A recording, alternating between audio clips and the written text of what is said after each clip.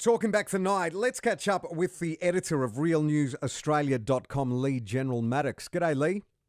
G'day, Christian. You've got a couple of beauties for us tonight. We'll start off with this one. The headline, Bleijie pedophile PR spin to boost popularity. This is quite a story. Yeah, indeed. And this has really only sort of come about since the recent loss at the Redcliffe by-election, just recently, the weekend. Yeah. And basically what's happened is, for those who aren't really aware, the VLAD laws, which everyone calls the bikie laws, let's get that out there again, they're not actually designed purely for bikies, obviously, which we always go on about here. But one of the other sort of groups they were wanting to target were sex offenders and pedophile rings and all that sort of stuff. And if you actually look at the legislation, it sort of does talk about it and refer to those sorts of people with regards to the laws there.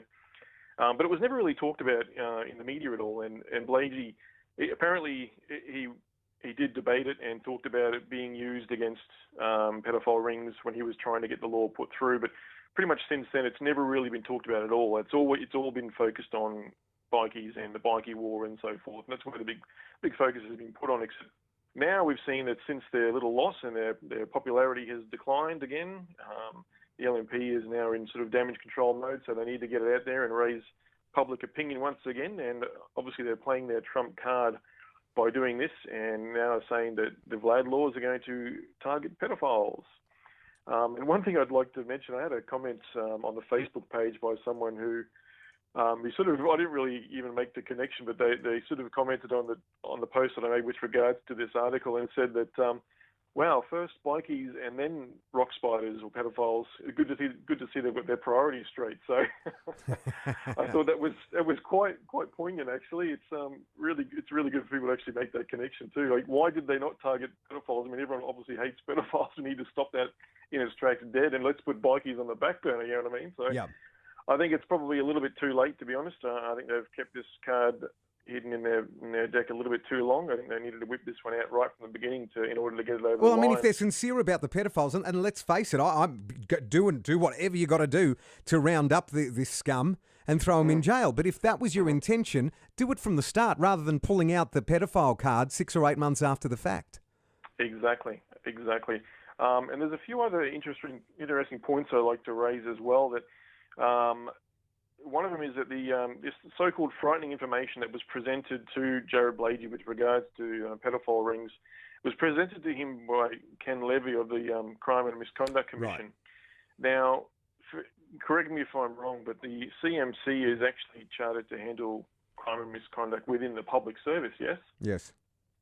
Well, wouldn't that mean that there's obviously information now regarding pedophile rings within the public service, or this could possibly be within the police force? Who knows? Gosh, I mean, yeah. This information hasn't really been given to the public, and that's one of the main points, is that shouldn't have this information been presented to us with regards to this information, because we need to kind of use that to help protect ourselves against these people. So why wasn't this information given directly to the public? Is there something in there that could be incriminating to people that he knows, or to the... Yeah.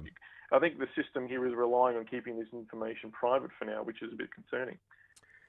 Yeah, that is a little bit of a concern. I guess once again, and I hate this expression, but it is a case of watch this space with this one. We'll see how it plays out. Yeah. One other thing is that there's a bit of a concern that the general public might actually associate now bikies with pedophiles because of this statement by Bleijie about the VLAD laws. So are people going to, in their mind, not really realise, but they're going to put them in the same basket? Could that be something that's happening as well? I spoke to the owner and operator of Calandru Tattoo Studio, Mr. Angelo Garozzo, who I've mentioned before in another piece. Now, Angelo is an admitted biker as well, and he's had a few run-ins with the law recently. Actually, his YouTube page is quite interesting.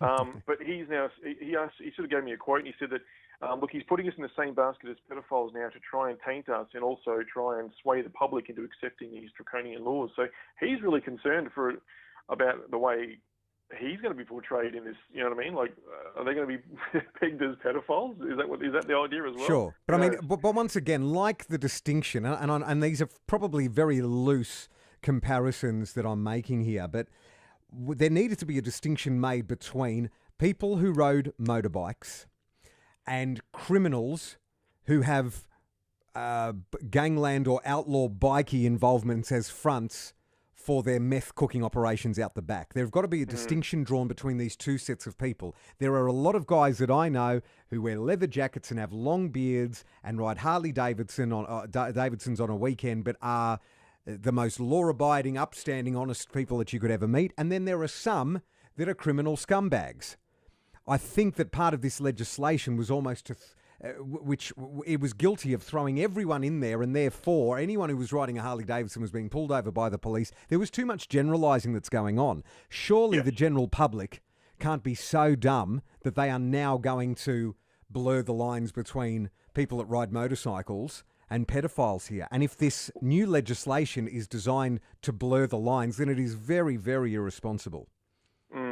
Well, look, I really hope it doesn't, and I hope the public really does sort of wisen up to this sort of thing. But that's, these days we're only given snippets of things, and we only pay attention to headlines, and Right. a lot of the people aren't really reading articles; they're only reading little snippets and things like that. So and jumping to the first conclusion. Yeah, correct, and I think that's a real issue as well. So I tended to try and point that out in the article as well. Yeah, good one. Another article well worth checking out on realnewsaustralia.com, the headline, and this one is a fresh one. We need drones to watch the drones that stop the drones the terrorists use. I love it. Yeah, I only just put this one up a little while ago, but it was pretty concerning when I saw it. There was an article put out by The Australian which it discusses how a recent report by the Sir Richard Williams Foundation, which is an air power think tank here in Australia, how they need to manage public perception of armed drones because the public is really wary of them, right? And they don't want to start deploying them and using them in Australia because of the way people see drones. Obviously, because all the movies we watch and all the reports we see on TV about these sort of extrajudicial killings, Obama's kill list, he's targeting terrorists and there's civilians getting taken out, but so people are a bit wary of all this going on and they don't want to make a move and start purchasing and using armed drones in Australia until they can actually manage this public perception of them, which is quite concerning. Again, people aren't happy with drones. It's one of those things, the whole idea is that they're worried that terrorists might start using drones. Yeah. Whether they're obviously not going to be using these big drones, produced by Boeing and things like this, and these big military weapons manufacturers. They're not going to be using those ones because they can't get their hands on them. Well, let's hope they can't. They're worried about the little sort of UAVs that you can go and buy for $200 and strap something to a camera or whatever and fly through the window of an office building. I think these are the ones they're worried about. So the whole idea is, Amazon is now using these drones to deliver books, so maybe terrorists can start using them to deliver explosive devices.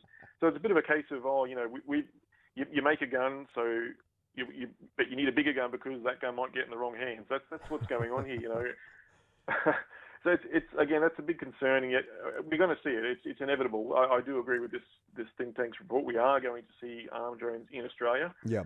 We've already got drones patrolling maritime areas in the country. I think there's even drones getting tested here on Australian soil. There was a British weapons manufacturer who was testing one of their massive drones in the outback just recently. So I mean, it's being put in the public so much. So we're going to be willing to accept that there's going to be armed drones flying around. But what worries me is who are they going to be targeting? You know what I mean? Like, are we going to be seeing armed drones taking out boats coming over to try and get asylum here in Australia? You know what I mean? So, or there could be a terrorist on board. We need to take out that boat. Is that how far it's going to go? I hope not. But it's very scary nonetheless. Yeah.